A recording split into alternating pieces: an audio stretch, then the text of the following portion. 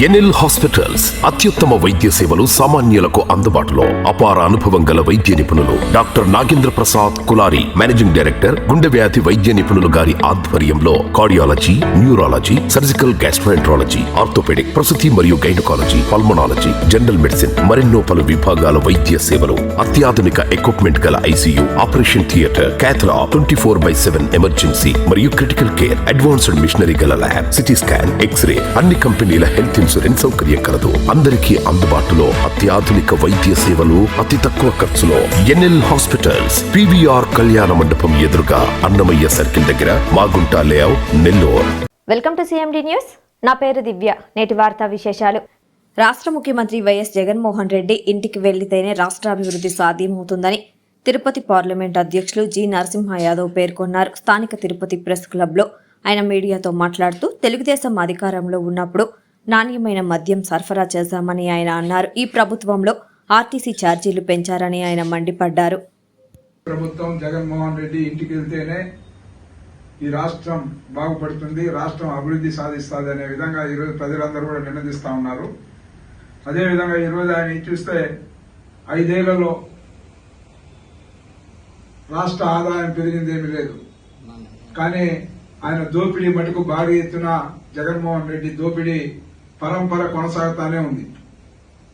ప్రతిపక్ష పార్టీలు ఏమి చెప్పినా, ఇతరులు ఏమి చెప్పినా వినకుండా ఏదైతే ఒక రాక్షస పాలనకు తెరదీసి ఏ విధంగా పరిపాలన కొనసాగిస్తా ఉన్నాడో మనం చూస్తా ఉన్నాం. అందులో భాగంగానే ఈరోజు ఏ ఒక్క యువతకు కూడా ఉద్యోగాలు వచ్చిన దాఖలాలు లేవు. ఒక్క కంపెనీ కూడా ఈ రాష్ట్రానికి రాలేదు. అదేవిధంగా వైసీపీ ప్రభుత్వం ఏర్పడినప్పటి నుంచి కూడా చూస్తే భారీ ఎత్తున బాధుడే బాధుడు. ఈ రాష్ట్రంలో ఇంతకుముందు కూడా మేము కూడా బాధుడే బాధుడు కార్యక్రమం చేస్తే ప్రజల నుంచి స్పందన ఏ విధంగా వచ్చారో చూశారు. అంటే వాళ్ళు పడుతున్న ఇబ్బందులు ప్రతి దీంట్లో కూడా చెత్తకు పన్నేసిన ముఖ్యమంత్రి ఎవరైనా ఉన్నారంటే దేశంలోనే, దేశ చరిత్రలోనే జగన్మోహన్ రెడ్డి ఒకడే. అదేవిధంగా కరెంటు ఛార్జీలు నేను వస్తే పెంచడం తగ్గించేస్తాను అని ప్రతి సభలో చెప్పాడు జగన్మోహన్ రెడ్డి. 9 పర్యాయాలు పెంచాడు ఈరోజు కరెంటు ఛార్జీలు.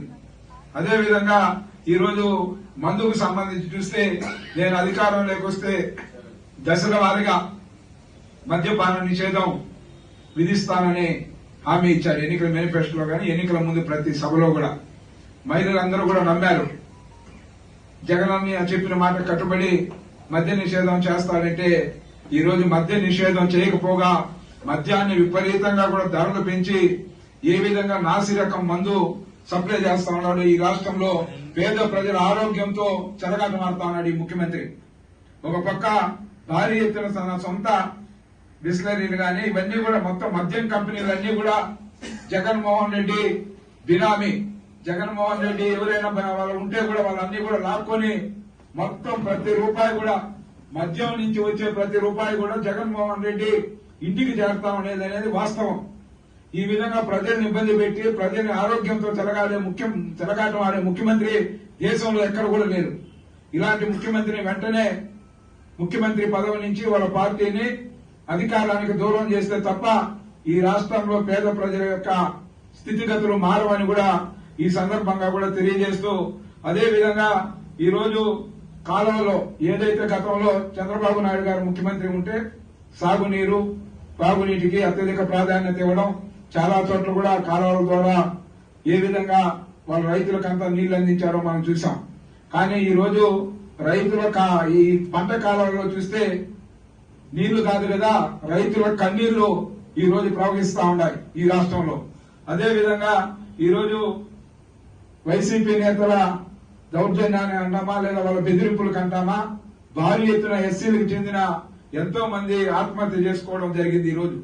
అదేవిధంగా ప్రభుత్వ దీనికి సంబంధించి చూస్తే తిరుపతిలో కూడా పుంకాలుగా ఈ ఉమ్మడి చిత్తూరు జిల్లాలో అటు పెద్దిరెడ్డి రామచంద్రారెడ్డి గాని మిగతా మంత్రులు గాని వాళ్ళ ఎమ్మెల్యేలు గాని ఎంత భారీ ఎత్తున దోపిడీలకు పాల్పడతా ఉన్నారో మనం చూస్తా ఉన్నాం. అదేవిధంగా ఈ రోజు తెలుగుదేశం పార్టీ ఇవన్నీ చూసినాక ఏదైతే యువతకు 20,000 ఉద్యోగాలు ఇచ్చే విధంగా ప్రణాళికాబద్ధంగా ముందుకెళ్లడం, అదేవిధంగా ఈ రోజు చూస్తే మహిళలకు సంబంధించి ఉచితంగా కూడా 3 గ్యాస్ సిలిండర్లు, వెనుకబడిన వర్గాలకు చట్టాన్ని తీసుకురాకపోతే వాళ్ళు ఇబ్బంది పడతారు. ఈ 4.5 సంవత్సరాల్లో బీసీలందరూ కూడా అనేక మంది పైన అక్రమంగా కేసులు పెట్టి, మాజీ మంత్రుల పైన, నీతికి నిజాయితీకి నిలబడ్డ మాజీ మంత్రుల పైన కేసులు పెట్టి బీసీలకు సంబంధించి, అదేవిధంగా బీసీలకు సంబంధించిన ఆస్తుల్ని, వేలాది ఎకరాల్ని ఈ రోజు కొల్లగొట్టి ఏ విధంగా దౌర్జన్యంగా వాళ్ళు స్వాధీనం చేసుకుని, అగ్రిమెంట్లు చేసుకుని, గవర్నమెంట్ పరంగా వారికి రావాల్సిన సొమ్ము, ఇప్పుడు నా పేరుతో 1 ఎకరా పొలం ఉన్నదనుకో, అక్కడ ఏదైతే జగనన్న ఇల్లు కట్టే కార్యక్రమానికి వాళ్ళు ఆ ల్యాండ్ తీసుకుంటారు. కానీ ఆ ల్యాండ్ కు ముందే వాళ్ళ పేరుతో వాళ్ళు రిజిస్టర్ చేసుకునేస్తారు ఆ ల్యాండ్ ని. ఆ డబ్బు వచ్చే ఆదాయం అంతా కూడా వాళ్ళ ఎమ్మెల్యేల బినామీలకి, ఆ యొక్క డీకేటీలకు గానీ, స్వాధీనంలో ఉన్న ప్రాపర్టీస్ కి సంబంధించి గానీ సొమ్ము ఎవరైతే ఆధీనంలో ఉందో వాళ్ళకి చేరడంలే.